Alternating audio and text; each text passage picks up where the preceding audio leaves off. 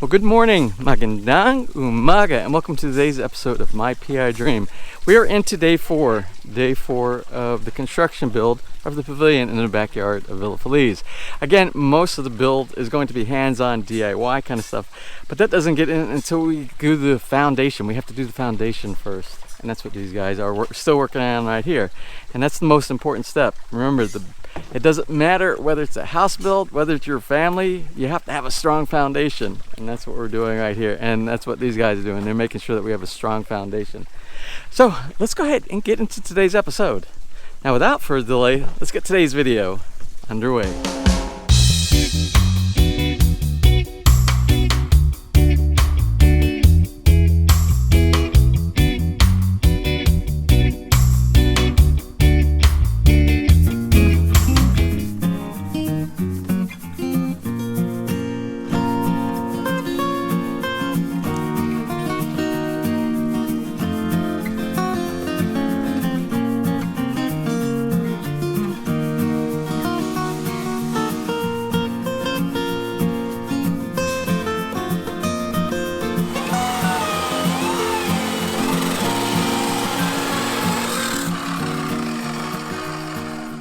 And we talked the other day about the fact that we have four posts. We have four 6x6 posts that go in each one of the corners of the pavilion.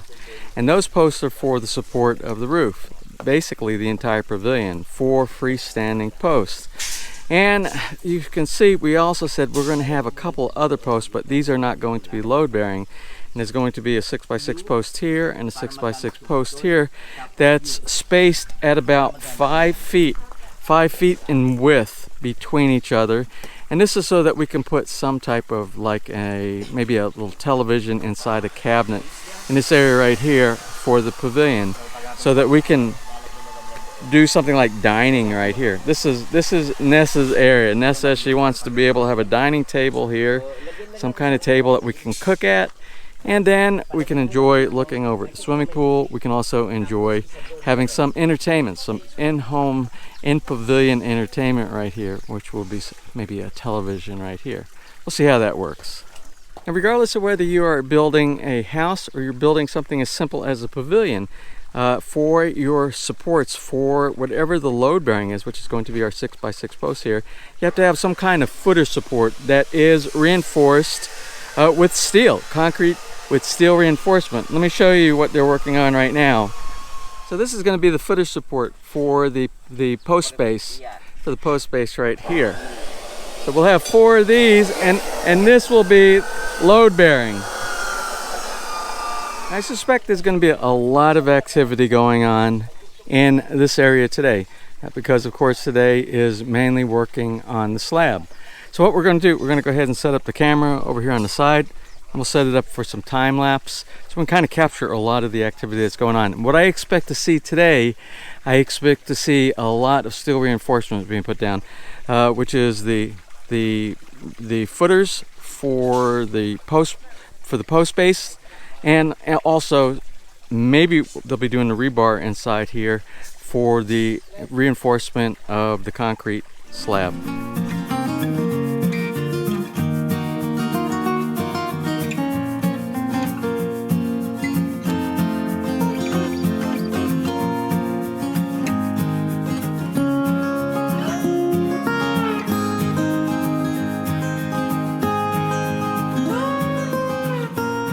We're going to take advantage of the workers' break time right now.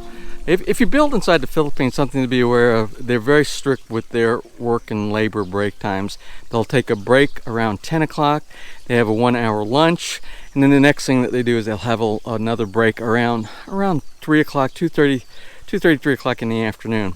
So they're on break right now. So while they're on break, I just want to show you something that's important, because I always try to cover little key areas that are details that you might not be aware of. Now, remember I told you that it's critical to make sure that all the posts have the exact measurement between each one of the post base. This is the longer run and this is the shorter one on the pavilion. And sometimes you might wonder, how do I make sure that the posts are exactly the distances that I need and they're square? Well, there's multiple ways of doing it. I've watched many different builders do it different ways, but what these guys did, you see these posts, and these are these poles, and you see these poles. These are the poles that they normally use when they're erecting the equipment on the side of the house, the little walks. So when they're working on the side of the house, they hook all of these things together, and that's what the pipes are normally for. But what they're using it for here, they're doing a couple of little spot welds, a little tack welding on here. And what they're doing is making sure that the levelness from one side to the other is exactly the same with respect to grade, meaning it's level on both ends. And they marked the center, so we know in this particular case right here, this particular case, that between the short span, that one and this one, has to be 114.5 inches, and between that one and when they get to the one over there, that has to be 144.5 inches, and that's by design. That's what is inside the plan. Now the reason that you have to be exact on, because when these posts go up, when you cut the tie beam that goes up here or the wall plate that goes on this side, it's cut to a specific length, and it must match on the top that you have on the bottom, so that everything is perfectly straight and everything is square and plumb. Now something else you have to make sure is all done right and planned out properly, and that's part of your planning stage ahead of time, is if you're going to do anything like, we're going to put a sink over here. So you need a way of getting water to your sink and a way of getting water away from your sink. So the PPR pipe right here, PPR pipe will go and it will connect to our garden over there. We have a connection over in the garden, and then we have PVC, which we use Neltex. You can pretty much tell by the color, the Neltex PVC pipe, which will take the water from the sink and get it away from this area. And one more thing I want to talk about is our post space here. We talked about it, I believe, in either the last episode or the episode before that, but these are rated for hurricane and typhoons. That's the reason why they have such a high side up here. You see this high side, and that's why they go so deep into the concrete. And my recommendation is what these guys did right here. I asked them to make sure that they run the rebar through the center of the base inside there. So for some reason, no matter what, but if you have such a big typhoon that could possibly have enough lift to try to pull up these out of the concrete, the steel reinforcement embedded inside the footer support over here will prevent anything from lifting. You're not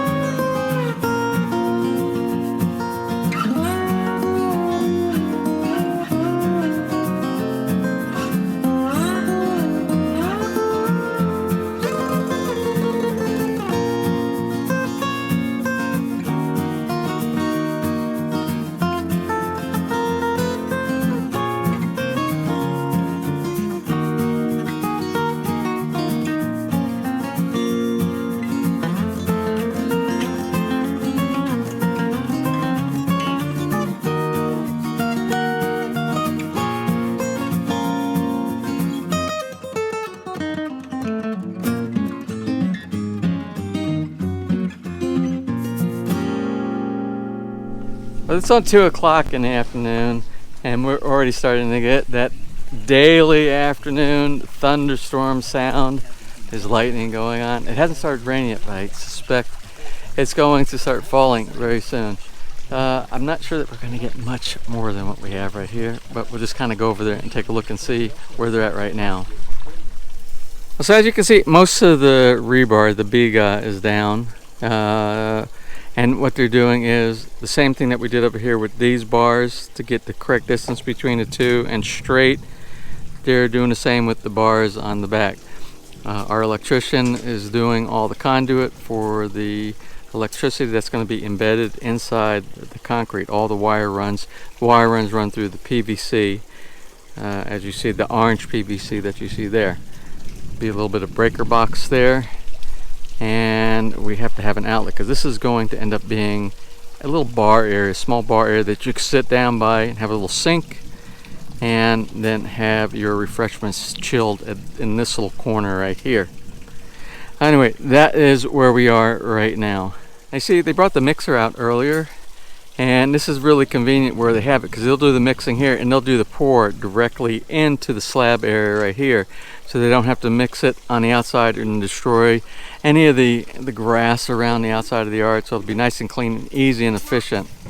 Now, something that's worth mentioning is you'll find that most contractors on small projects or even big projects where they don't have to get any really high levels of pouring will use the manual mixer that they have right here. When I say manual, what I mean is they'll manually put all the gravel, the sand, and the Portland mix inside here and mix it up themselves using this mechanical gasoline driven mixer right here and dump into a project. Usually they'll either do it directly in if they can, like the convenience that we're going to have right here, or they'll mix it somewhere else and they'll put it in buckets, shovel it in a bucket, and they'll put it in to do a something like a slab. Now for a small project like this one right here, this makes sense, and it's much less because if you had to bring in a ready mix truck, the ready mix truck is very expensive. It puts the price much higher, and it costs you the client. It's going to cost you more money. They have to have the truck that comes out. They have to have all the attachments that they have that get it from the truck over into your area, and they charge you for those services. So this is much more efficient, less costly if you do the manual method. And as totally expected, the rain has come. It's about 2:20, 2:22, and a little bit early today. And I'm kind of hoping it's just a quick drop and then it will dry and they can continue, because since they still have a couple hours that they could actually work out here if the rain stops. So we'll see. Anyway, I think this is a good opportunity to go ahead and close from right here. Now, that's about it for today. I'm trying to get out of the rain. Let me get underneath the roof over here. Now, that's about it for today. What they did at the very end, they got the last 4 of the post space, and they tack welded it to the 2 poles that they have in the back, so that they have everything lined up. What I will do when it stops raining, I will just do a double check. I will run the tape measure to make sure that we got the correct the distances between each one of the post spaces, because that's really important. Again, that has to do with the squareness of the entire pavilion itself. I think I'll close it right now and go ahead and get this edited. Now, the next thing that they're going to be doing is they're almost done with all the conduit. Everything that's to do with the water and the electrical is almost done. They got the rebar inside, the biga is all done inside there. They got the post bases are all lined up, and we'll do a double check on that. Then the next thing really is to go ahead and start mixing the cement mix and pour it inside there, and then the slab will be all prepared, and then we can go on to the next step after that. For me, that's actually the exciting part, because that's the part I get to do a lot of hands-on, and it has to do working with the wood. I still have wood inside the basement, and we'll go down there in the next day or so and we'll take a look at the inventory of what we have. And what we will do is we will go inside there and we will start doing things like cleaning it up. When I say cleaning it up, I mean planing. I mean doing a little bit of joining to help with the planer. And then we'll put some sealant inside there and something to keep those nasty termites away. And we'll talk about that in the next upcoming episode here on My PWS Dream. Well, that's about it. The rain is coming down harder. The lightning is in the background. I need to get out of this. So I hope you enjoyed today's episode. If you did, please give me a thumbs up. Please share. And if you have not subscribed, just click on that little My PWS Dream heart in the bottom right hand side of your screen. And if you ring that bell, you'll be notified the next time I upload a new video. So until such time from right here in the Philippines, you have a wonderful and blessed day.